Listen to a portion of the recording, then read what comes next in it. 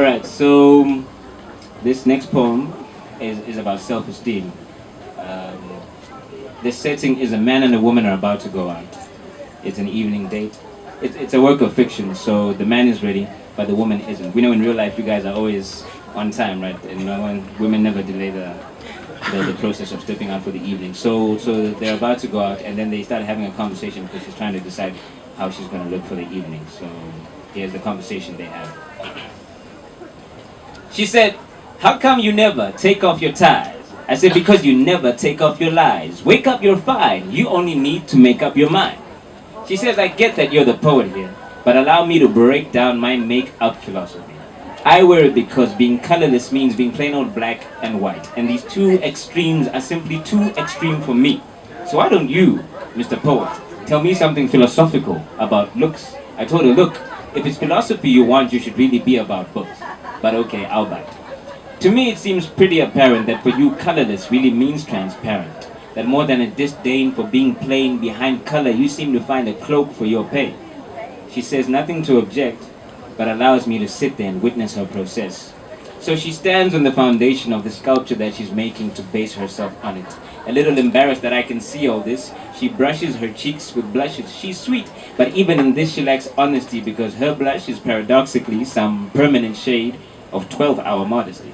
Unburdening herself of the epiphany she keeps in the bags under her eyes, they shadow, like the hiding the light of her soul behind thunderous skies. And then she grabs that pencil and lines them up to that ideal image in her mind she's struck, and the lengthened lashes of her mascara help her to ignore the mass scarring of her soul.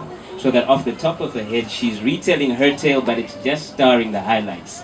Her red lips stick together, as though joined in agreement that they'll never spill the secret of who she really is. She forgot the concealer, but at this point, she doesn't really see the need. So, nearly ready to leave, but now like she's looking for lost change, she's rummaging through her brassiere, searching for leverage against the world, and settles on her cleavage, finding the idea most strange that someone might cleave to her without it. So that even while her push-up bra buoys her mammary glands, my memory hands me images of a time when she was as simple to read as black ink on white paper. She was like a picture whose texture had a uniform feel, but she's pushed up far out of my reach on her platform heels. She's done. She's made up a fairy tale. And this construct of her imagination says, "Tell me I'm beautiful." To which I respond, "If the eyes are the window to the soul, then I am a disappointed peeping Tom. Because I was keeping warm off the heat that yours generates like a supernova's best, and I've returned to tell you that you, ma'am, with your slightly colored contact lenses, have a soul which is slightly overdressed. But you're beautiful, and have been so from the beginning. Not the first time a man told you how deep his desire was to hold you, but the very beginning. Not when your body first spread from prepubescence to adolescence and time chose you to feed new essence, but the very beginning, when you, and I know that it's odd, my dear, but it goes back to when you were truer than Athena, springing from Zeus's head, you were God's idea. A prime example of his workmanship. A poem pitted to parade his penmanship. And as you go through the motions from fetal position to fatal position, your entire biography has been written in the flawless tip of his endless calligraphy. That's your spirit, the mind you taint, and the body you paint. So wake up, you're fine. You only need to make up your mind." She says, "You're saying I should take it off?" "No, keep the colors, I like them. What I'm saying is the human vessel is inherently imperfect, so that maybe she's born with it, and maybe you need to take care. Love the skin you're in. You're both worth it. As long as the option is open and the potion is potent, sip slow.